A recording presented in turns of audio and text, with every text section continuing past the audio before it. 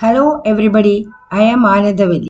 Welcome to this new video from Guidance Education channel. We are continuing class 12 physics chapter 2 electrostatics and capacitance. Under that we are going to discuss derivation of a formula for calculating energy stored in a capacitor. Energy gets stored in a capacitor when it is charged. I have already posted a video on how to charge a parallel plate capacitor. If you have not watched that video yet, click the I button in order to watch that. In this video, we will just discuss the derivation part. But before we continue, please watch the video completely so that you get all points clear. And if you think the video is useful, do like the video, share the video with your friends and also leave your feedbacks as comments in the comment box below. If you have not yet subscribed my channel, do subscribe it now and press the bell button and all button for notification of more videos like this. Thank you very much.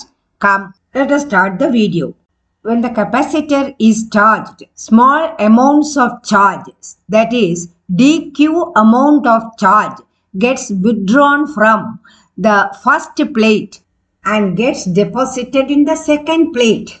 The battery in the external circuit does the work to withdraw these charges and deposit in the second plate. Depending upon the voltage of the battery in the external circuit, a total number of charges equal to capital Q get deposited in the second plate and then the capacitor is fully charged. For the initial dq charges transferred, no work is done.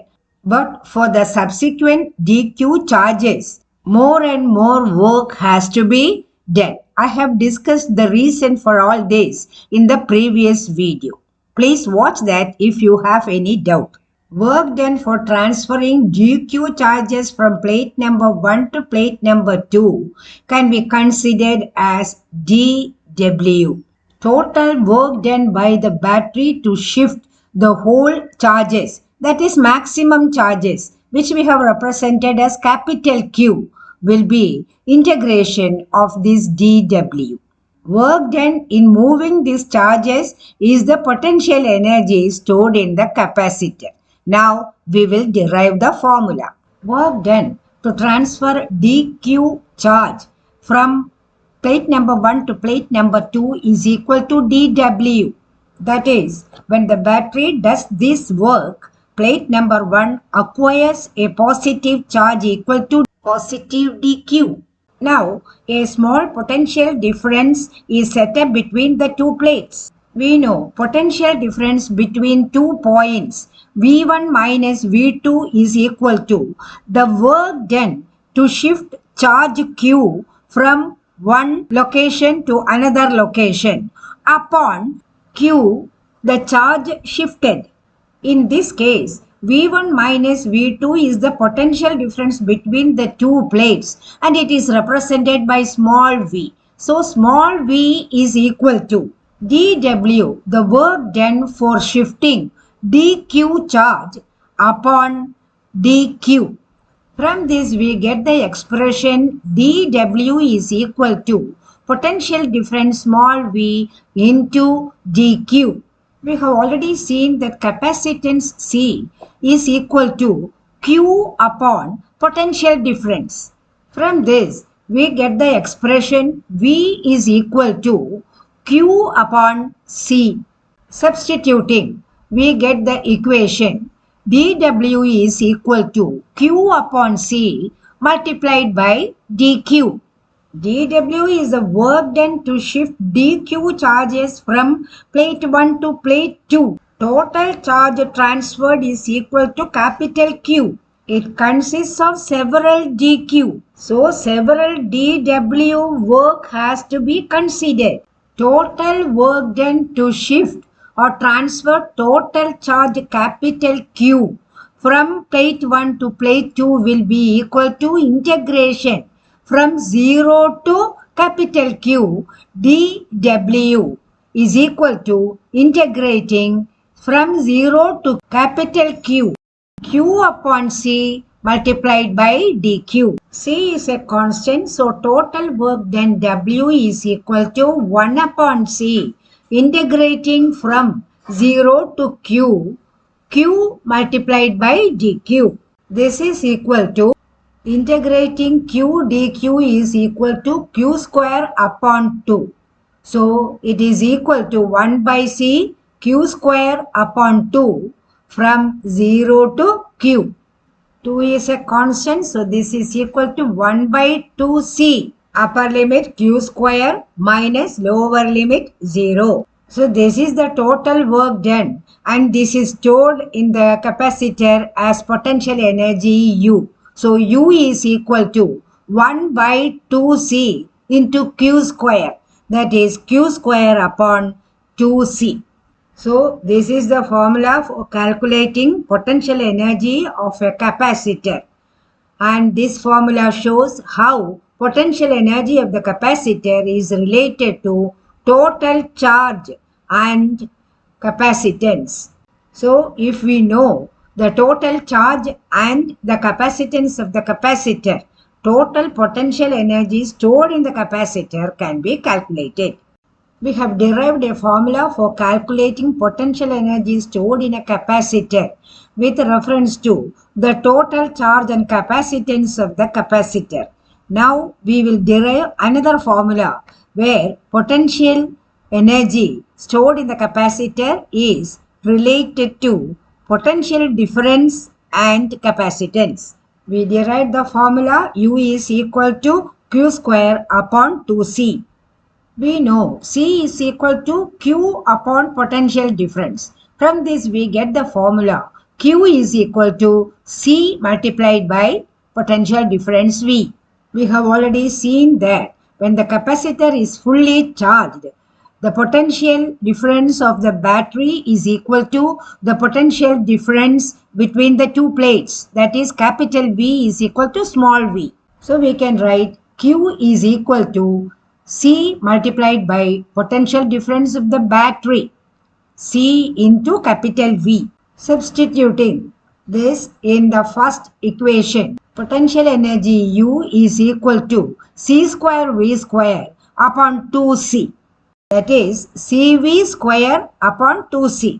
On simplification, this becomes U is equal to CV square upon 2. This formula for calculating potential energy stored in a capacitor shows how potential energy of a capacitor is related to its capacitance and potential difference of the battery. Remember, capital V is equal to small v. Now we will see how potential energy is related to capacitance and charge. The second formula can be written as U is equal to CV into V upon 2. CV is equal to Q. So, potential energy is equal to Q into potential difference V upon 2. How is potential energy related to electric field? We know charge Q is equal to area into charge density. We have also seen that electric field is equal to sigma upon epsilon naught. Sigma is the charge density. Capacitance is related to distance between the two plates as C is equal to epsilon naught into A upon D. D is the distance, A is the area of the plate. Substituting for Q and C in the first equation, U is equal to A sigma square upon 2 into epsilon naught A by D. We can write this as A sigma square upon 2 multiplied by D by epsilon naught A. This can be further written as half into A square sigma square multiplied by D by epsilon naught A. On simplification, this becomes half into A into sigma into D by epsilon naught. One A in the numerator and another A in the denominator get cancelled. On rearranging this, we get half AD into sigma upon epsilon naught into epsilon naught sigma by epsilon naught. We have multiplied the numerator and denominator by epsilon naught. So the values do not change. We have already seen that sigma upon epsilon naught is equal to electric field E. So we can write potential energy U is equal to half epsilon naught into E square. That is sigma upon epsilon naught into sigma upon epsilon naught. That becomes E square into AD. So we have derived another expression for potential energy stored in the capacitor in relation to the electric field. So the first equation derived shows the relationship of potential energy stored in the capacitor in relation to Q and capacitance. We derived the second equation wherein potential energy is related to capacitance and potential difference. We have another equation, U is equal to QV upon 2. It shows the relation of potential energy with charge and potential difference. Finally, we derived an equation which shows how potential energy is related to electric field. The parameter AD in that equation stands for volume, area into distance. Potential energy of the capacitor per unit volume, I will use the symbol small u, is equal to half epsilon naught E square. AD gives the whole volume. You divide it by the whole volume again. Then AD gets cancelled. So you get the value for unit volume. So we have got 5 expressions for potential energy. We can also calculate the potential energy from the VQ graph. That is, we can derive the fifth equation from graph. It is always better to learn derivations by writing. Now we will see the potential energy stored in the capacitor in the graphical method. Q, the charge versus potential difference V, is noted in the graph. Magnitude of Q is taken along the x-axis and the magnitude of potential difference is taken along the y-axis. We have already seen that potential difference increases with increasing charge. So when potential difference is plotted against increasing charge, we get a straight line graph as is shown in the diagram. The potential energy stored will be the area under the graph. The space under the graph is the shape of a triangle. So area of the triangle will give the potential energy that is stored. We know area of a triangle is half base into altitude, that is half base into height. Here base is Q, so half base is equal to Q upon 2.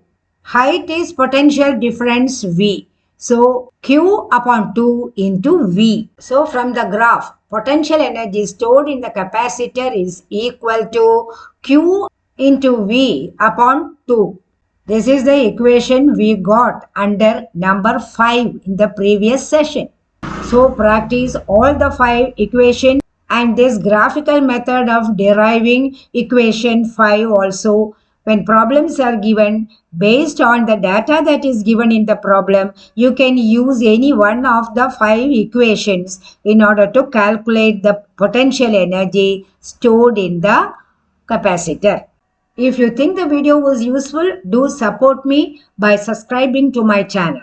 Press the bell button and all button for notification of more videos like this. Do not forget to leave your like and comment in the comment box below. Thank you very much for your support. We will meet in the next video with another important topic like this. Till then, bye. Take care.